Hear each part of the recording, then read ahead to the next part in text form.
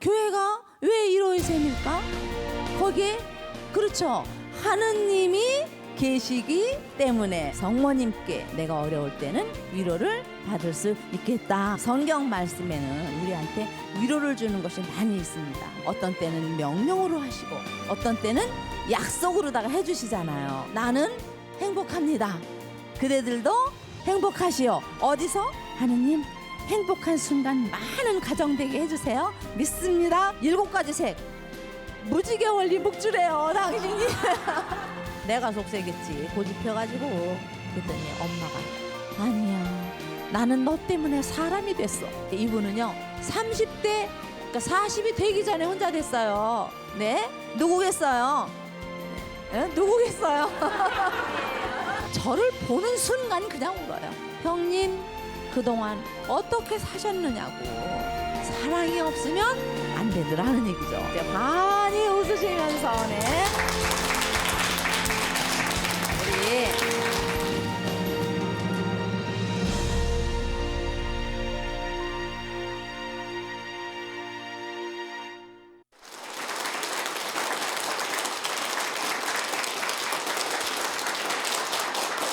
찬미 예수님. 자, 오늘도 이렇게 만나 뵙게 돼서 정말 감사드리면서 아주 행복합니다. 여러분들도 행복하세요? 네. 그러면 어디 서로 축복 인사 나눠볼까요? 네. 오늘 좋은 일 많이 있으세요. 네. 네. 오늘 민들레 신앙교실 강사 방이자 카타리나입니다. 오늘은 9번째 강의가 되겠죠? 그래서 9번째 강의는 이제 우리 위로자이신 하느님이신데요. 제가 얼마 전에 좀 들은 이야기예요. 뭐냐면 사람을 만드는데 이렇게 흉하게 만드는 독약이 있다고 그래요. 여러 가지가 있지만 오늘 딱 3가지만 한번 볼까요? 어떤 것이 있을까요? 우리를 흉하게 만드는 독약. 불평을 많이 하면 흉하게 된대요. 그래서 불평하고 또 절망하고 이러면 나도 모르게 이게 흉하게 된다고 합니다. 그 다음 또 하나 의심하고. 그래서 불평하고 절망하고 의심하면 흉하게 되는데 반대로 우아하게 되는 약도 있대요. 우아하게. 알겠죠? 첫 번째 저 사랑하고 그렇죠? 또 친절하고 그 다음에 용서해주고 이러면은 우아하게 된다고 합니다. 오늘 함께하는 이 시간 정말 저희들 우아한 그러한 시간이 되길 바라면서 시작기도 바치시겠습니다. 네. 성부와 성자와 성령의 이름으로 아멘. 마테오복음 5장 4절 행복하여라 슬퍼하는 사람들 그들은 위로를 받을 것이다. 마테오복음 5장 4절 성부와 성자와 성령의 이름으로 아멘. 자, 지금은 오늘 위로라고 그랬는데요. 우리 살아가면서 참 그 힘든 일도 많고 위로받고 싶은 일도 많고 또 걱정되는 일도 많고 그러시죠? 네. 근데 그럴 때 그러니까 삶으로서 위로도 받고 뭐 하지만 신앙적으로도 이렇게 우리가 많이 받는데 혹시 생활하면서 신앙적으로 이렇게 위로를 받은 그러한 경험 있으십니까? 네. 어떨 때 이렇게 위로를 받으셨어요? 신앙적으로요? 어떤 분은 이렇게 말씀하세요. 성당에 가서 앉아 있으면 마음이 평화로워지면서 근심 걱정이 사라져서 자기는 걱정 있고 할 적에는 성당으로 간다는 그런 분도 계시더라고요. 혹시 그런 적 있으세요? 있으시면 한번 네. 많이 있으시네요. 네. 바로 그러면은 왜 이렇게 성당에 가면은 내가 위로를 받고 마음이 평화로워지느냐? 우리 성경에도 있잖아요. 성전 오른편에서 흘러내리는 물, 그 물이 가는 곳마다 모든 생명이 우울거리고 다시 살아난다는, 그러니까 가서 앉아만 있어도 위로의 은총과 정화되는 그러한 은총이 성전에 나온다는 거죠. 네, 아주 좋은 그러한 것인데 그 여러분들 혹시 닥터 집하고 소설 아시죠? 네, 영화로도 나왔잖아요. 그래서 그 닥터 지바고에서도요. 그 주인공 라라가 어떻게 했습니까? 그러니까는 그 아주 부자인 그 변호사한테 유혹을 당하고 나서 막 절망 상태 가잖아요. 그때 어디로 갔어요? 네, 기억이 네, 교회로 갔어요. 그럼 왜 교회로 갔는지 제가 이제 그걸 보겠는데 조금 미천도 좀 짧고 체계적인 게 좀 부족해서 여기 그 대목이 아주 좋은 그런 것이 있어가지고 제가 한번 읽어드릴게요. 아 그러면은 라라는 이 주인공 라라는 어디서 그걸 찾았는가? 어디서 이렇게 그 왜 교회로 가서 그렇게 위로를 받았을까 하는 것을 한번 보겠습니다. 한번 읽어드릴게요. 네. 라라는 신앙인이 아니었다. 그녀는 교리도 교회의 전례도 믿지 않았다. 그러나 그녀는 삶을 지탱하기 위해서 내면의 음악이 필요했다. 인간은 이러한 음악을 자기 자신의 힘으로는 결코 작곡할 수 없다.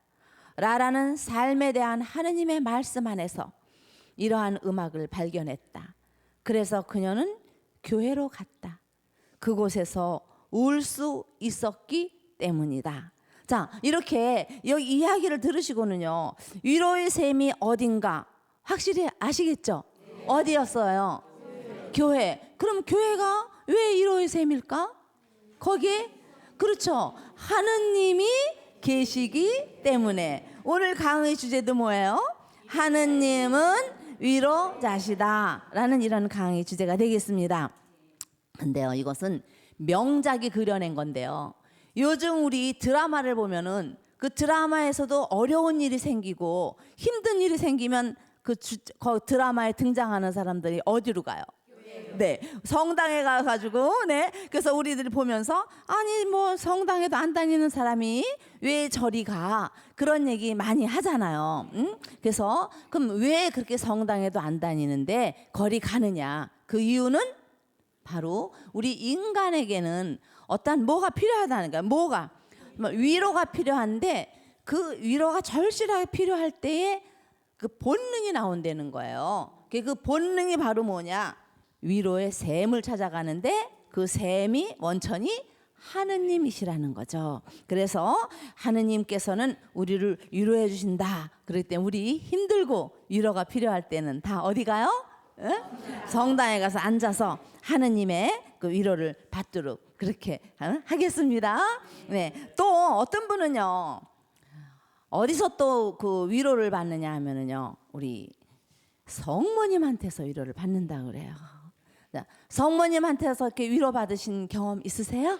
네. 저도 그 성모님 하면은 참 우리가 모두가 다 우리 어머니를 모시고 있잖아요. 그래서 성당 어디를 가든 그 앞마당 안에 자리하신 분 첫 번째로 뵙는 분이 성모님이라 우리는 경건하게 성모님 하면서 인사를 드리는데 잘 모르는 사람들은 우리 가톨릭 천주교를 뭐라 그래요? 우상 숭배다라고도 얘기를 하죠. 내가 잘못됐다는 건 우리가 더 말하지 않아도 되고 성모당이라고 하는 데도 있어요. 성모당에 다닌다고 또 성모 마리아를 믿는 교회다 이렇게 얘기하는데 그거 아니라는 건 더 말씀드리지 않아도 되겠고요. 성경에서 예수님께서 첫 번째로 기적을 행하신 곳이 어디입니까? 가나 혼인잔치 때죠. 그때 포도주가 떨어지니까 성모님이 예수님한테 뭐라 그러셨어요? 포도주가 떨어졌다. 그러니까 예수님께서는 너무 잘하셔요. 어떻게 네, 네. 아직 때가 아닙니다. 했는데도 성모님께서는 이분이 시키는 대로 하여라. 그랬더니 첫 번째 기적 물로써 포도주를 만드시는 기적을 행하셨잖아요. 이렇게 성모님께서는 우리가 기도할 적에 예수님이 아직 때가 좀 안 됐는데요. 그래도 성모님께서는 들어주시죠. 바로 이러시는 분이라는 거죠. 제가 그 아는 선생님이 계시는데 제가 선생 출신이니까 선생을 많이 알죠. 근데 3학년을 담임할 때였어요. 애 일기를 보는데 일기에 이렇게 적혀 있더래요. 나는 엄마라고 불러보는 것이 소원이다.